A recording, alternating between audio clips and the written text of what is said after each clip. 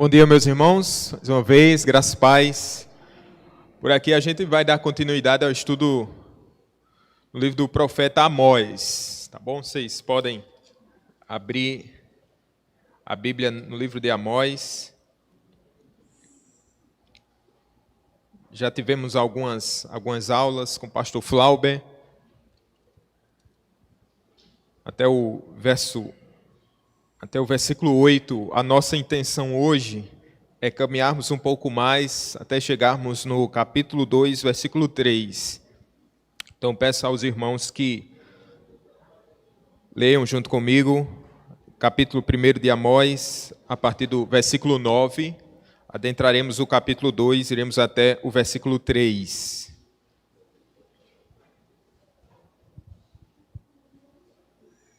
Leiamos, meus irmãos.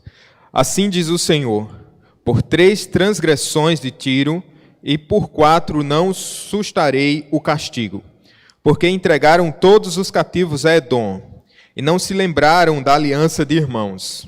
Por isso, meterei fogo aos muros de Tiro, fogo que consumirá os seus castelos. Assim diz o Senhor: por 3 transgressões de Edom e por 4 não sustarei o castigo, porque perseguiu o seu irmão à espada e baniu toda a misericórdia, e a sua ira não cessou de despedaçar, e reteve a sua indignação para sempre.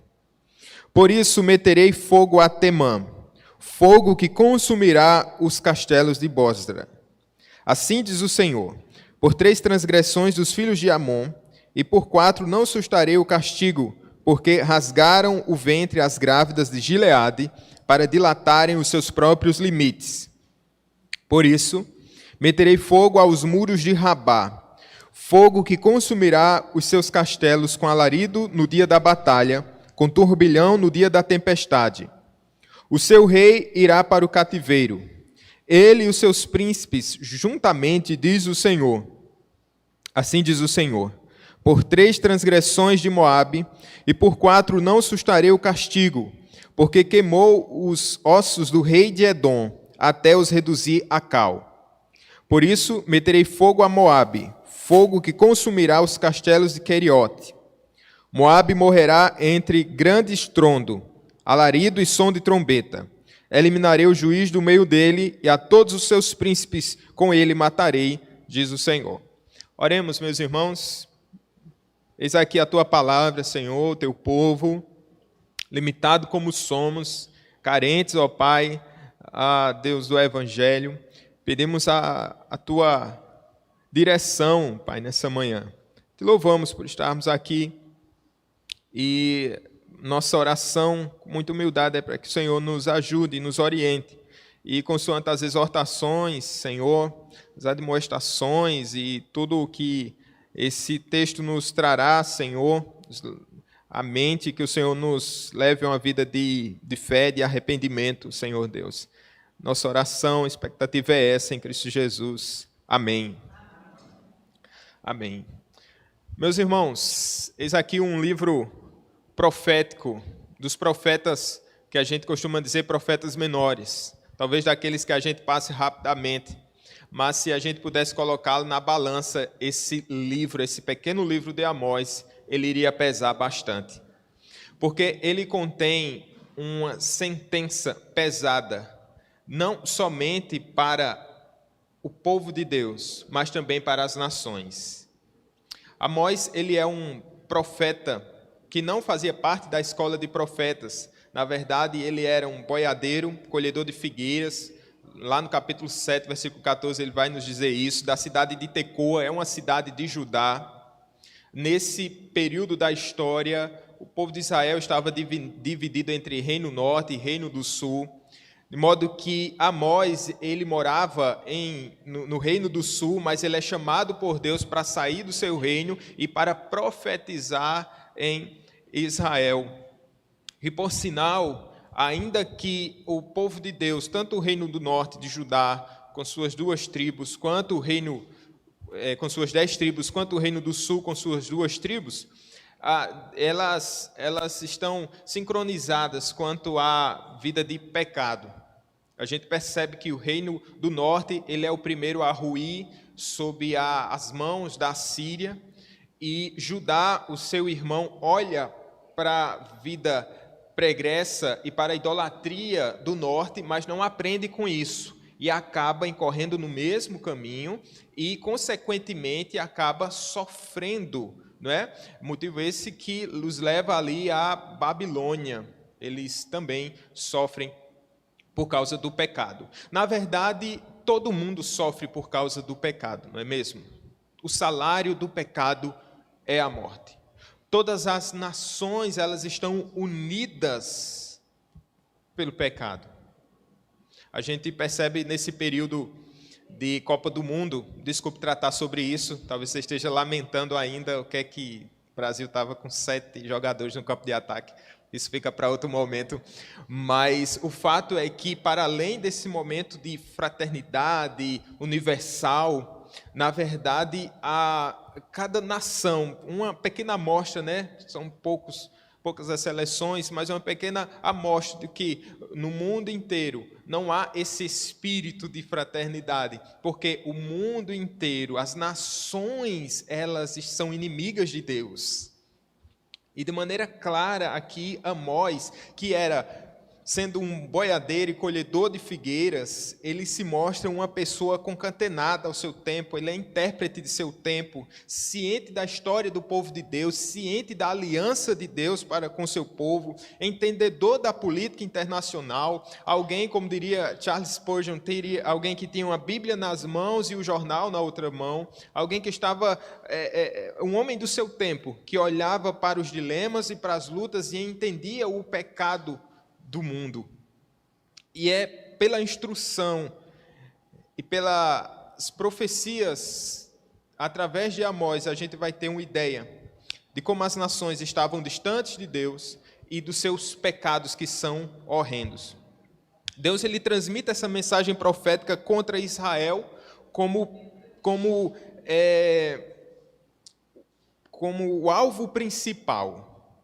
As profecias aqui, elas são direcionadas de maneira majoritária a Israel, mas Amós começa a tratar sobre as nações. E aqui ele vai falar da Síria, capital Damasco, o pastor já falou, a Filístia, capital Gaza, Fenícia, que a sua capital é Tiro, depois Edom, Amon, Moabe, depois ele chega em Judá. O interessante aqui é que durante essas profecias, certamente, ao ouvirem, por exemplo, Israel, ao ouvir as profecias, as sentenças contra as nações vizinhas, contra os seus inimigos, certamente ela estava feliz e aplaudindo, dizendo, olha, Deus é justo, o Senhor Deus há de julgar Damasco, Deus é justo, a Filístia cairá nas mãos do Deus vivo, glória a Deus. A Fenícia também, eles são maus, eles merecem essa sentença. Os edomitas, amonitas, os moabitas, todos estes também estão contra o Senhor. Mas o que ocorre aqui é que dentro dessa profecia, do aspecto literário aqui, é algo extraordinário. Porque o cerco, essa é uma linguagem de guerra, e o cerco está se fechando até que Deus passa por Judá e chega em Israel. Parece subverter a ordem que diz que o juízo começará pelos da casa de Deus. Mas, na verdade, isso está ocorrendo. Mas, para causar um impacto ainda maior, é como se Israel tivesse que atentar. Olha, esse Deus internacional, esse Deus que olha para os de fora, esse Deus que há de julgar o mundo, ele também há de julgar a igreja. Entende? Então, esse é o movimento de guerra. Deus está profetizando contra as nações, mas na verdade o cerco está se fechando. Muitas vezes nós olhamos muito para o mundo, né? E a maldade do mundo, a perversidade dos ímpios, mas acabamos por fazer vistas grossas para esse aspecto importante, que Deus ele é o Deus que olha também para a sua igreja. E esse é um Deus que disciplina os seus filhos.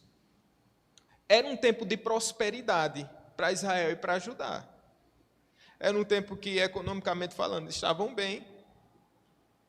Era um tempo que eles podiam ter desfrutado de certa paz.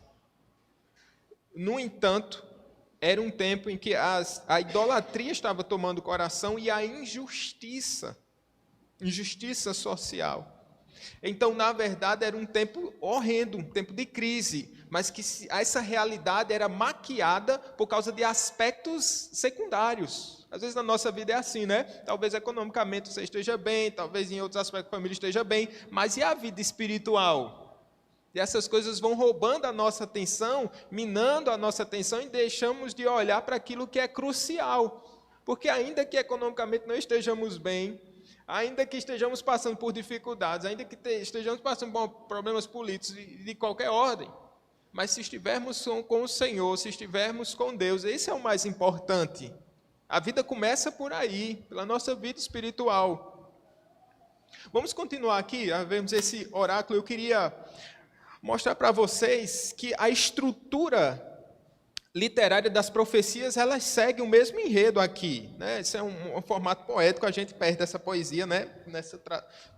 Na língua portuguesa, mas ela é em forma de poesia aqui. Veja, primeiro, a gente pode dividir esses oráculos individualmente em 4 partes. Primeiro, a origem da mensagem. Essa é uma sentença muito comum aos profetas que diz assim: assim diz o Senhor.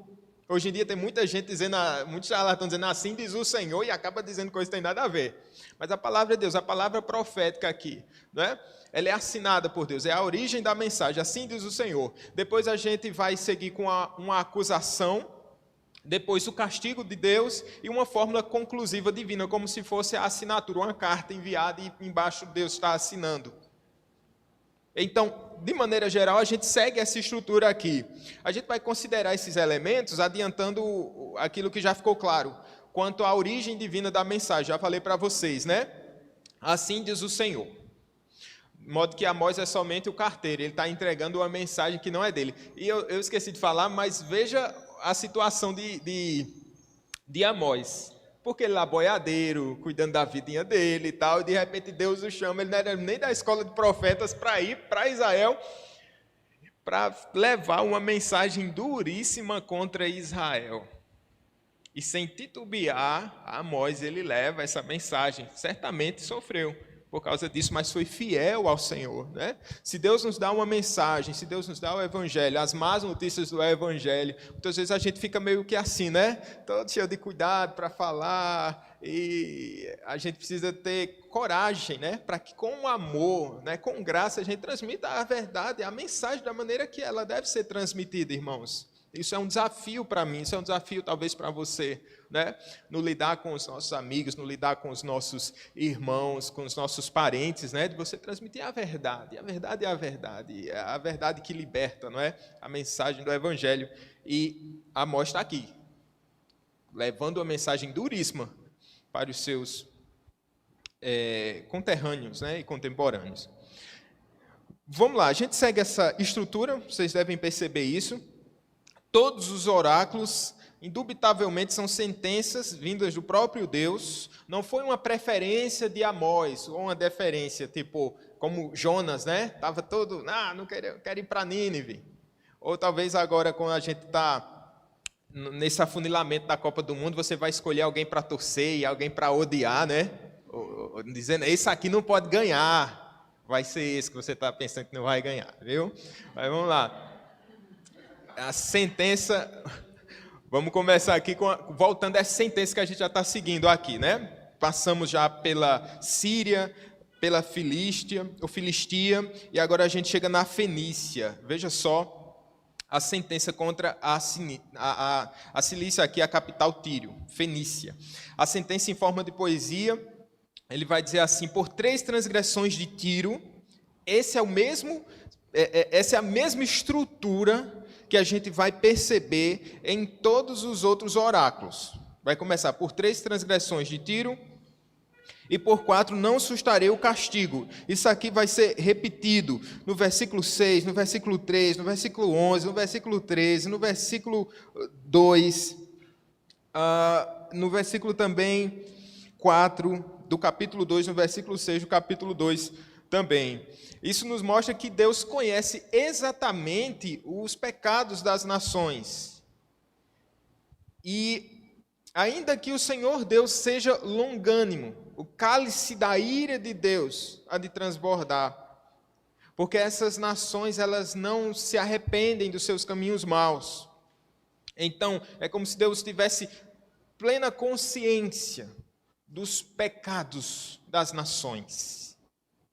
Eles são múltiplos, e talvez eles nem tenham consciência da quantidade de pecados. Você já parou para contar seus pecados?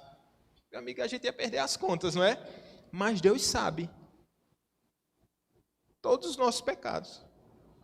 Os pecados ocultos, aqueles que são cometidos na surdina, na escuridão. Para Deus é como se fosse na luz do meio-dia. Ele sabe todas as coisas. E aqui ele está dizendo às nações, eu sou Deus soberano. Eu conto a transgressão de vocês.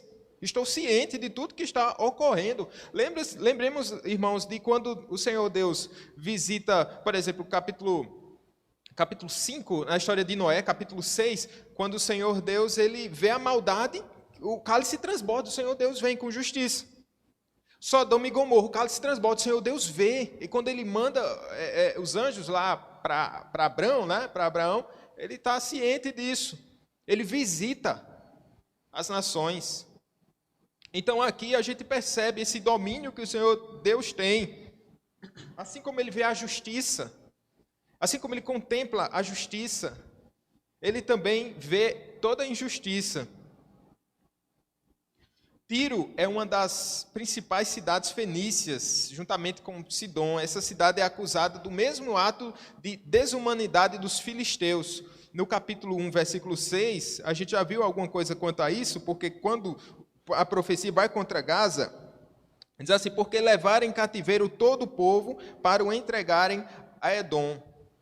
Veja, Tiro ficava na principal rota comercial do comércio entre Síria e o Egito, abastada, e ela especializou-se em comércio de escravos. Gaza também tem essa prática escravagista, mas Tiro tem um agravo de não ter se lembrado da aliança de irmãos. Essa aliança de irmãos era muito comum naquela época, em tratados internacionais, obviamente entre as nações, mas aqui há um evento específico. Essa profecia nos remete a Salomão e Irão, quando fizeram esse tipo de aliança lá em 1 Reis, no capítulo 5, no versículo 12. Quando Salomão estava construindo o templo, Irão, que era rei de Tiro, fez uma aliança lá com Salomão, uma aliança de paz. Ele prometeu enviar gente especialista em arte para fazer o templo, né? O cedro do Líbano para construir o templo, e ali firmaram esse acordo de paz. E Salomão, Israel cumpriu esse acordo de paz, de modo que eles nunca declararam guerra contra Tiro, mas o contrário não aconteceu. Porque Tiro ela acabou declarando guerra contra Israel. E aqui o texto vai nos dizer que eles pegam essa gente de Israel e vendem os cativos para Edom. Então, qual é o pecado aqui? A gente pode perceber que é o falso juramento. É não considerar essa aliança, é não considerar esse tratado, é desfazer algo que estava em comum acordo. Então, eles voltam atrás para quê? Para terem benefício. Então, esse é o pecado evidente aqui de Tiro. E qual é o castigo? O castigo é seus muros, versículo 10. Seus muros e castelos seriam consumidos pelo fogo. Esse fogo deve ter chegado por meio da Assíria. Dominava na época. E aqui vem uma lição interessante. Porque Deus está julgando uma nação e ele levanta uma nação para julgar outra nação. Assim como para disciplinar o povo de Deus, o Senhor Deus mesmo levantou outras nações para castigar. Mas ai daquele que Deus usa para castigar o seu povo, porque eles mesmos irão sofrer esse aspecto da responsabilidade, dessa responsabilidade de cada um, de cada nação também. Edom possui uma fortaleza quase impenetrável, mas mesmo assim seria atingida por causa da sua maldade. A Síria seria enviada de Deus. E aqui tem a sentença, essa primeira sentença. Chegamos, meus irmãos, agora nessa sentença contra Edom. Agora, sentença contra Edom. Vejamos, versículo 11. Assim diz o Senhor: por 3 transgressões de Edom, e por 4 não sustarei o castigo, porque perseguiu o seu irmão à espada, e baniu toda a misericórdia. A sua ira não cessou de despedaçar, e reteve a sua indignação para sempre.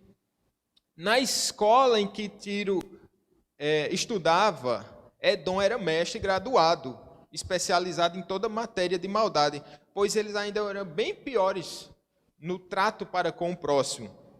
A gente vê aqui, quem são os edomitas, né? Eles são descendentes de Esaú e Israel, são descendentes de Jacó, né? Esaú e Jacó, na verdade, são descendentes de Isaac, né? Esaú e Jacó, então, Esaú, os edomitas são descendentes de Esaú, e o ódio se alastra entre esses irmãos, e vai para as duas nações, que agora elas são inimigas. E a partir desse ódio instaurado entre essas duas nações, a gente vai ver isso desembocar também entre os edomitas e o povo de Israel. E qual o pecado aqui? A impiedade e a falta de misericórdia. Bem pior, bem mais grave do que a nação anterior. Eles agiram contra os israelitas sem dó nem piedade. E eles conservaram um ódio sem fim por eles, uma raiva mesmo que apodrecia os seus corações e manchavam suas mãos de sangue. Números, no capítulo 20, para a gente entender melhor, quando Israel queria passar pelo território de Edom, os edomitas impediram, não deram permissão para que eles bebessem da sua água. Mesmo eles dizendo que não tomariam nada do seu campo, mas os edomitas ali disseram, vocês não vão passar por aqui. Então negaram esse estender as mãos, negaram esse auxílio, negaram essa ajuda, isso lá em Números. Mas depois, quando a Babilônia invadiu Jerusalém e os israelitas estavam tentando escapar, vocês sabem o que os edomitas faziam? Eles ficavam nas encruzilhadas para terminar de matá-los. Saqueavam a cidade já derrubada e terminava de executar os feridos indefesos. Veja que coisa horrenda aqui. O que é que os edomitas faziam? Primeiro, negaram a ajuda, eles negaram, simplesmente a passagem dos israelitas pelo seu território, dizendo aqui, vocês não vão passar. E depois eles ficaram à espreita. Mesmo o povo já saqueado, um povo já derrotado pelos babilônios, eles ficavam, ao invés de ajudar, eles iam também piorar a situação, iam saquear e acabavam de matar aqueles que já estavam derrotados. Coisa terrível. Não agir com misericórdia. E aqueles que não agem com misericórdia não serão tratados com misericórdia. E muitas vezes nós, no nosso proceder, nos inclinamos a isso. Mas é porque ele é mau. É porque ele merece. Irmãos, por merecimento, todos nós aqui estamos na mesma situação. Será que temos negado o auxílio, a ajuda? Será que a nossa ira é tamanha que a gente pode se identificar com os edomitas? Perseguem o seu irmão à espada e baniu toda a misericórdia, e sua ira não cessou de despedaçar, e reteve a sua indignação para sempre. Meu Deus, o que é reter uma indignação para sempre? É você negar o perdão. E tem gente que vai até o último dia com seu coração cheio de ressentimento, cheio de mágoa. E ele conserva no seu coração esse ódio para com o próximo. É algo que despedaça. Mas o ódio, ao invés de despedaçar o outro, despedaça a gente mesmo. E lembremos que aquele que não trata o outro com misericórdia não será tratado com misericórdia. Obadias vai profetizar acerca de Edom, e a sua profecia é sobre a sentença. Diz lá em Obadias que, por sinal, se eu pedisse para você abrir em Obadias, você fica, pastor, me dê 10 minutos aí. 5. Não, vire a página, calma. É o próximo livro, tá bom? Ajudei vocês, não foi?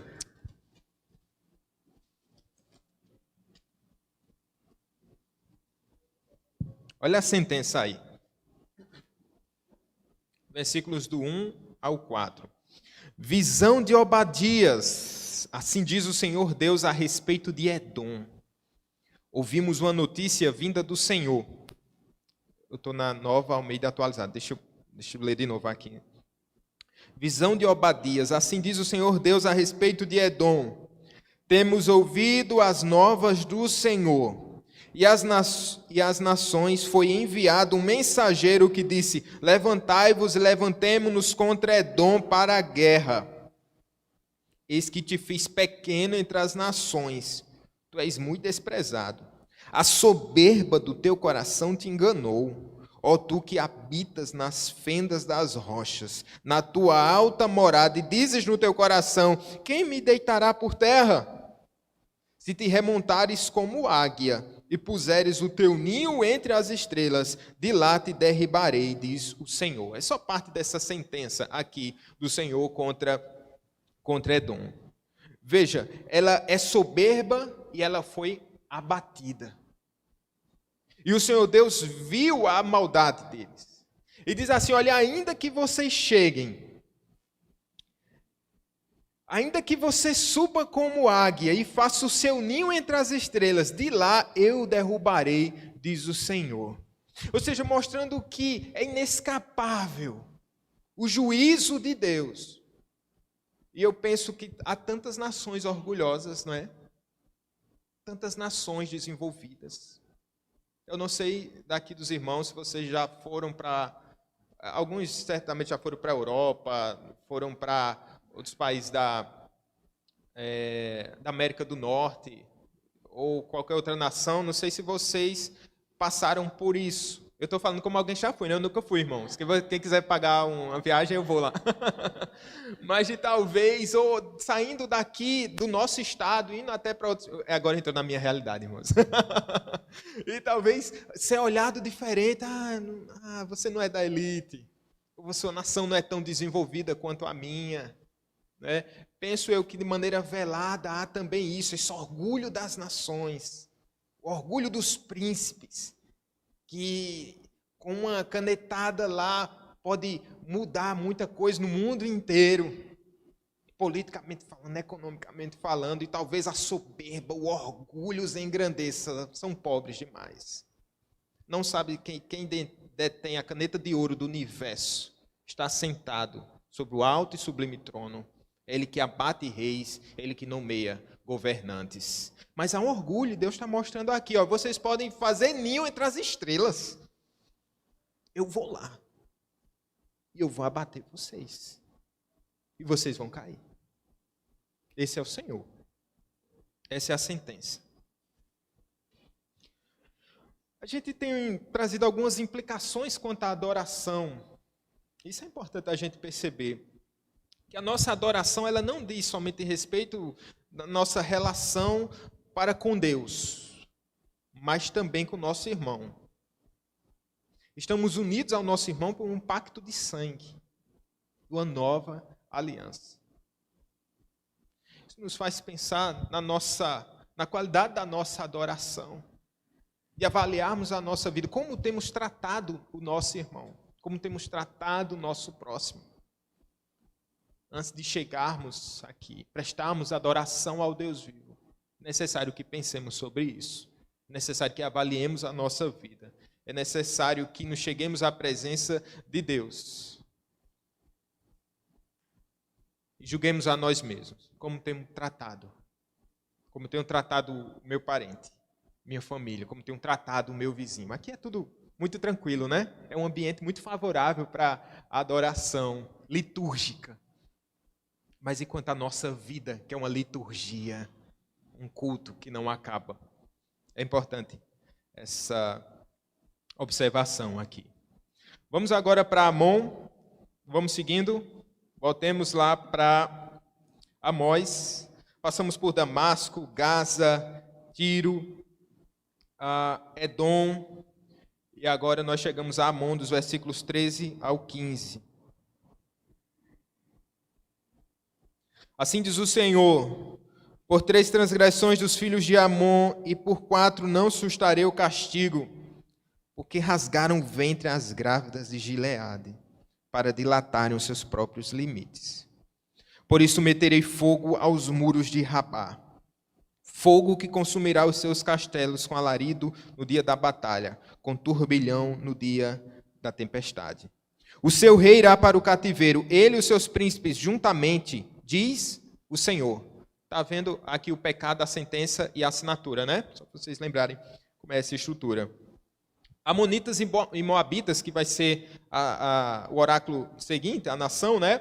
Eles tinham um parentesco com Israel, pois ambos são oriundos de Ló. Quem é Ló? É o sobrinho de Abraão, né? Depois que ele sai de Sodoma né, juntamente com suas filhas, a sua esposa vira estátua de sal. Então, as suas filhas, pensando na questão de suscitar descendência ao seu pai, fazem uma coisa terrível, embriagam seu pai e acabam por coabitar com ele.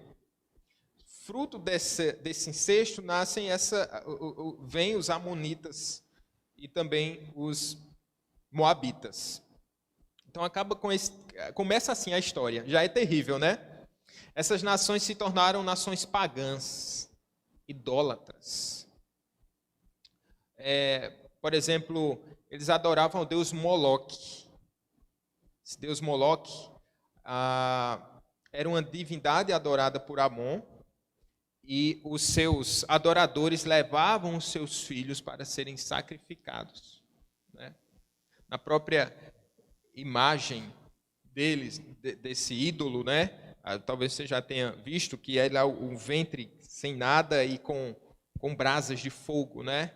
Algumas imagens que remetem a ele com as mãos, né? Mãos erguidas, e aí os pais levavam os seus filhos ali para serem oferecidos como holocausto. Paganismo horrendo. Inclusive o próprio povo de Deus acaba por cometer esse tipo de pecado. O pecado dos amonitas era a crueldade e brutalidade de seus ataques, sem demonstrar nenhum tipo de compaixão, nem mesmo pelas grávidas. O pecado deles é horrendo, pois eles entram em Gileade.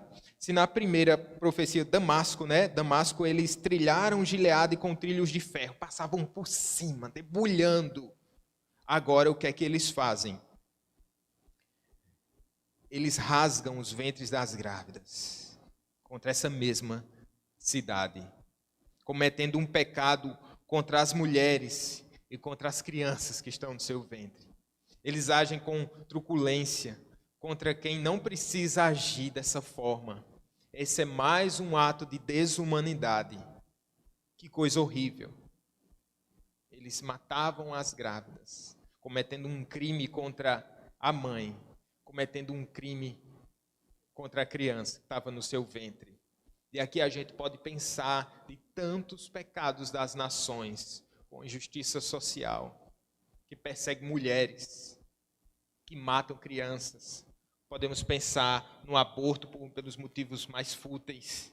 E veja que pecado, o que é que eles estão cometendo aqui contra o próximo? Estão pecando contra o próprio Deus. Talvez essa questão do matar as grávidas era para não suscitar descendência. E depois, futuramente, essas crianças, se tornando adultos, iriam reaver o território que foi tomado por eles. Então, talvez esse seja um artifício aqui tenebroso desse povo. Uma ganância e maldade. Mesmo que precisassem rasgar a barriga das grávidas para conquistarem território, eles fariam isso. Por quê? Quando a gente olha aqui no versículo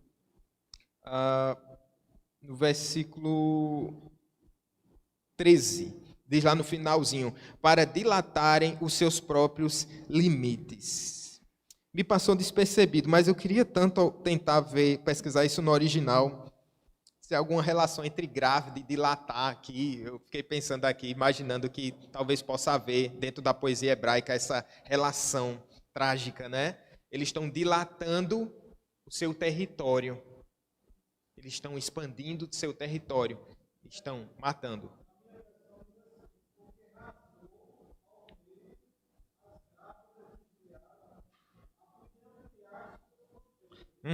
Rasgaram, né?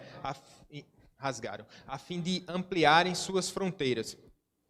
Na linguagem de hoje, essa é o NVI, linguagem de hoje, né?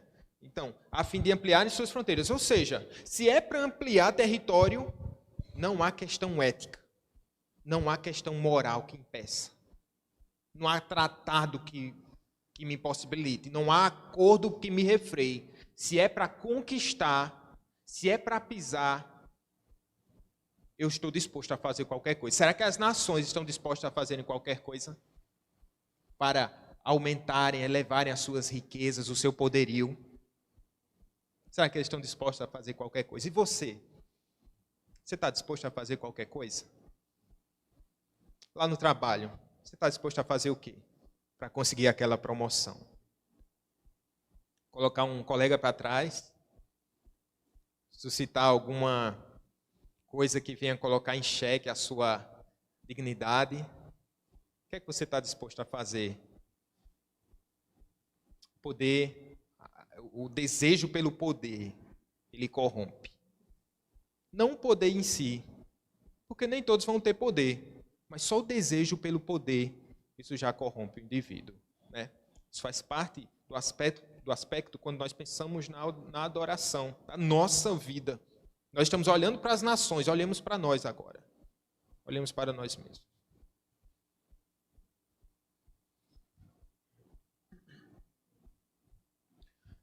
Castigo de Amon. Fogo nas muralhas de Rabá. Batalhas sangrentas. Os príncipes iriam para o cativeiro. Versículo 15. O seu rei irá para o cativeiro. Ele e os seus príncipes juntamente, diz o Senhor. Mas no versículo 14 era isso. Por isso meterei fogo aos muros de Rabá, fogo que consumirá os seus castelos, com alarido no dia da batalha, com turbilhão no dia da tempestade. Veja, aqui não é só o castigo quando chega, mas o aviso, o prenúncio do castigo é um alarido de batalha. São as trombetas mostrando e anunciando a derrota. O barulho não já começa a incomodar. Às vezes você nem chegou ainda à derrota, mas só o barulho de guerra você já diz, já estou derrotado. Só o rumor de guerra vai trazer para ele já esse sentimento de derrota e de que há um Deus justo que está vendo todas as coisas e que está vindo ao seu encontro. Só isso. Se as nações já ouvissem o barulho de Deus Todo-Poderoso vindo com poder sobre as nuvens. Se eles já vissem esses sinais e se prostrassem na mesma hora diante do Senhor Deus. O Senhor vai vir. E é esse requinte do Senhor aqui. Vocês lembram do barulho? Lembrem-se. Escutem o choro das grávidas. Agora vocês vão chorar.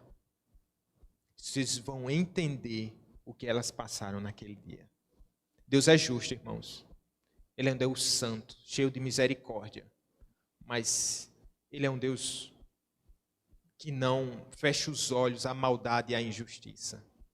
E só a Ele pertence a vingança. A vingança nas mãos dos homens é coisa terrível. Não temos essa prerrogativa da vingança, mas só o Senhor Deus, porque Ele diz, minha é a vingança. Só a Ele pertence a vingança. E é suficiente. E é mais do que suficiente. Sentença contra Moabe. Aí a gente já chega no capítulo 2. Assim diz o Senhor: por 3 transgressões de Moabe, por 4 não sustarei o castigo, porque queimou os ossos do rei de Edom, até os reduzir a cal. Por isso meterei fogo a Moabe, fogo que consumirá os castelos de Queriote. Moabe morrerá entre grande estrondo, alarido e som de trombeta. Eliminarei o juiz do meio dele, e a todos os seus príncipes com ele matarei, diz o Senhor. O rei de Israel e o rei de Judá, que era Josafá, e o rei de Edom, eles fizeram uma colisão e partiram contra Moabe. Moabe pagava tributos a Israel. O rei de Moabe, ele pegou o filho do rei de Edom e o matou. Isso suscitou uma ira que nunca se apagou, nem com a morte. O que foi que aconteceu com isso? Os moabitas, mesmo depois de terem derrotado, terem matado o filho de Edom, do rei de Edom, eles exumam o corpo e eles queimam seus ossos até virar pó. Esse é um tipo de ódio irracional, que vai para além do túmulo, que os leva a profanar os próprios mortos. Nem mesmo a morte do desafeto os satisfez. Isso era uma forma especial de desprezo. Perceba, porque fazendo isso acreditava-se que os mortos não teriam paz. Era uma forma de causar-lhe sofrimento eterno. Então, olha o que está no coração desse povo aqui. Está morto, mas eu vou exumar esse corpo. Eu vou queimar esses ossos. E eles faziam tinta, né? Produziam lá uma cal e pintavam, né, determinados setores para mostrar assim, olha, o que aconteceu. Agora eu estou satisfeito, porque até o corpo dele não existe mais. É a sua ira indo até as últimas consequências. Essa é a sentença, essa inquietação, mostrando que essa era uma forma de causar sofrimento eterno. Pensavam eles dessa forma. Mas veja que é um sentimento de vingança tão terrível, que Deus guarda os nossos corações, né? Tem gente que tem sentimento de vingança tão avassalador, que nem se contenta nem quando o indivíduo morre. Diz assim, tomara que vá para o inferno. Tomara que esteja queimando. Tem alguém que diz inferno, tem alguém que diz quinto dos infernos. Mas veja, um sentimento de vingança que vai para além do túmulo. E é por isso que eles faziam isso. Exumavam esse corpo.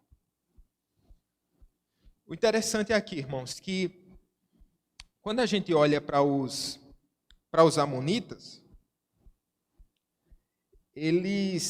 quando a gente olha para os moabitas, o problema deles era com Edom. Curiosamente, todos os outros oráculos, o problema e o pecado que essas nações cometeram antes eram contra o povo de Deus. E agora não. Agora são os moabitas contra os edomitas, que de certo tinha alguma relação, mas o fato é que isso nos mostra que eles não pecam contra o povo de Deus, mas serão julgados. Note que seu pecado não é contra Judá ou contra Israel, mas contra Edom. Mas que mesmo assim eles são recompensados, serão recompensados por causa da sua injustiça.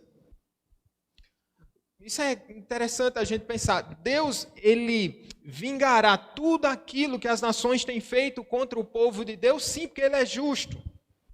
Sim, porque ele ama o seu povo. Sim, porque perseguir a igreja de Cristo é perseguir ao próprio Senhor. No entanto, todo ato de injustiça no mundo será recompensado. Qualquer ato onde alguém assassina, né, quebrando o mandamento, em qualquer lugar do mundo, será sentenciado. Assim como alguém que chuta um cachorro na esquina, um ato atroz. Isso o Senhor vê. Isso inquieta o coração de Deus.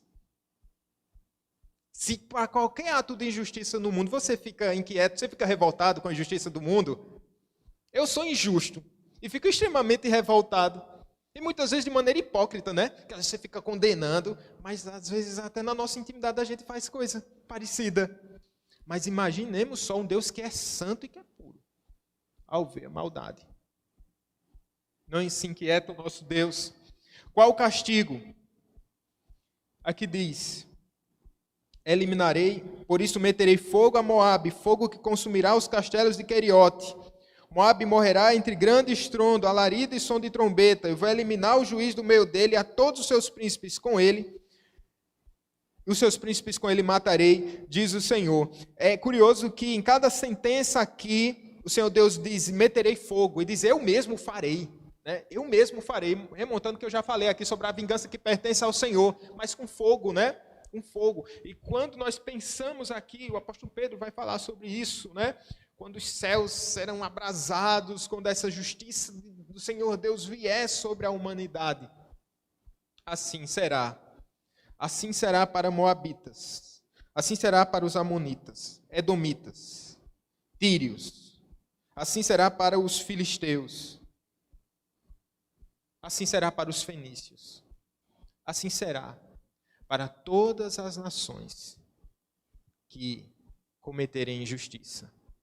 O salário do pecado é a morte. As nações são culpadas por seus pecados. Pecados contra a humanidade. Percebam que essas nações não tinham recebido uma revelação especial. Eles não são julgados aqui conforme a revelação especial, a Bíblia, não é? Mas eles têm essa revelação geral, onde Deus ele coloca esse senso da sua existência no homem, em cada indivíduo, que mesmo sem terem essa revelação especial de Deus, quando eles quebram qualquer princípio universal de respeito e de amor ao próximo, não segundo as Nações Unidas, por exemplo, mas segundo os preceitos do próprio Deus, eles serão julgados, eles serão condenados. Eles violam esses princípios universais. Crueldade, comércio impiedoso de escravos, rompimento de promessas, ódio persistente, e tudo mais que a gente consegue ver. Tudo isso é cometido contra o próximo, mas em última instância é cometido contra Deus. Quando Davi ele peca contra o próximo, ele vai dizer, pequei contra ti somente, Deus. Entendendo esse aspecto. O meu pecado, em última instância, é contra o Senhor. Todas as nações serão julgadas. Romanos 2,12 diz assim, porque todos os que sem lei pecaram, sem lei também perecerão. E todos os que sob a lei pecaram, pela lei serão julgados. Não é essa distinção de nações. Uma nação subdesenvolvida, ela vai ser salva por causa da sua pobreza. Não. As nações desenvolvidas, elas vão ter o julgamento. Elas serão sentenciadas conforme o justo juiz. Mas não olhemos para nenhuma nação com um olhar romântico dizendo que eles são bonzinhos. Não. Todos pecaram e carecem da glória de Deus. Se não são injustiçados por outras nações, eles mesmos entre si cometem injustiça um contra o outro. Esse é o fato. E esse é o salário. As nações são culpadas diante do Senhor. E eu queria encerrar, meus irmãos, lendo o Salmo 2. Por quê? Esse é o grande pecado das nações. E eles serão julgados, mas serão condenados, porque negam o Salvador.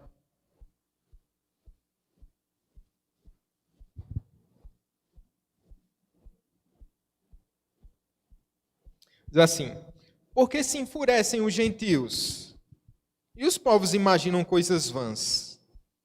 Os reis da terra se levantam, e os príncipes conspiram contra o Senhor e contra o seu ungido. Veja que é as nações se levantando contra o Senhor e contra o seu ungido aqui. Rompamos os seus laços e sacudamos de nós as suas algemas. Qual o pecado das nações? Justamente esse aqui. Esse ateísmo. Salmo 2, verso 3 agora. Rompamos os seus laços. Esse é o pecado que leva à condenação. Romper os laços, dizendo assim, nós não temos parte com Deus. Nós somos autônomos, nós somos poderosos. Nós fizemos o nosso ninho entre as estrelas. Ninguém vai nos alcançar. É o remeter-nos a Babel. Somos autônomos, temos o poderio. Já alcançamos um status muito alto. Podemos caminhar com nossas próprias pernas. Esse é o secularismo, né? Não precisamos de Deus para absolutamente nada. Rompamos esses laços. Rompamos esses laços. Esse é o pecado das nações. Esse é o pecado das nações.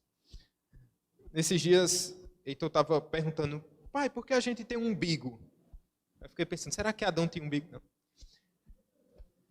Mas, aí eu fui explicar a ele de maneira, assim, precisa ser ajustado melhor. Mas eu expliquei, né? Expliquei e tal. Meio que a criança é nutrida no ventre da mãe, etc, etc. Ah, pai, sabe o que as nações querem fazer? É romper esse laço. Nós não precisamos do autor da vida. Podemos seguir sozinhos. O que é que Deus faz? Olha a justiça divina. Verso 4. Ri-se aquele que habita nos céus, o Senhor zomba deles. Na sua ira, a seu tempo lhes há de falar, e no seu furor os confundirá. Eu, porém, constituí o meu rei sobre o meu santo monte Sião. Proclamarei o decreto do Senhor. Ele me disse, tu és meu filho, eu hoje te gerei. Pede-me, eu te darei as nações por herança e as extremidades da terra por tua possessão. Veja, meus irmãos, o pecado das nações é romper esses laços. Mas esse Deus que haverá de agir e visitar as nações com justiça, Ele concede uma última chance às nações. E que chance é essa? De se prostrar diante do único Salvador. Como diz no verso 12, beijai o filho para que se não irrite, e não pereçais no caminho, porque dentro em pouco se lhe inflamará a ira. Bem-aventurado todos os que nele se refugiam. Esse é o caminho para todas as nações, esse é o caminho para mim, esse é o caminho para você, se prostrar diante do Senhor. E qual o alento que nós temos? Foi porque o filho pediu algo ao pai. Pede-me, eu te darei as nações por herança, e as extremidades da terra por tua possessão. Todos aqueles, mesmo marcados pela impiedade e pelo pecado, todas as nações, marcadas talvez por um passado atroz, nossas vidas marcadas pelo pecado, pela impiedade, se nos voltamos para o Senhor de todo o nosso coração, bem-aventurados somos, se nos refugiamos nele. Que Deus tenha misericórdia de nós, irmãos. Que a nossa adoração seja uma adoração santa. Se incorremos em algum desses pecados das nações, o Senhor vai chegar em Judá ainda, né? Você vai chegar em Israel. Mas podemos pensar nas nossas vidas. Que o Senhor se compadeça de nós. Podemos olhar para as nações e dizer, Senhor, tenha misericórdia das nações. Tenha misericórdia desse mundo mau. O Senhor é justo, mas Amós vai terminar com uma mensagem de esperança. Hoje a igreja tem uma mensagem de esperança, de restauração. Que o Senhor nos abençoe, que o Senhor se compadeça de nós, irmãos.